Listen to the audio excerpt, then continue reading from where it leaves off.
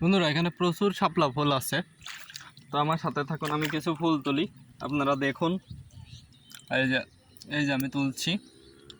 শাপলা ফুলগুলো বেশ ছোট ছোট, বেশি একটা বড় হয়নি, কারণ কি জানেন এখানে পানি কম, এজন্য।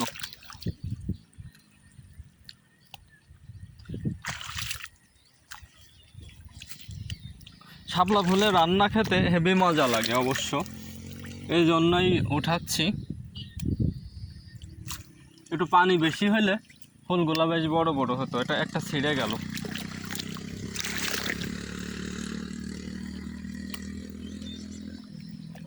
আমার বাইকটা রাস্তায় রেখে আসি,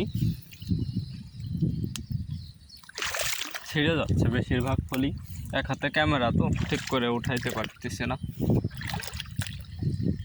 তো শাপলা ফুলের রান্না কখনো খেয়েছেন কি আপনারা? খেয়ে থাকলে কমেন্ট করেন।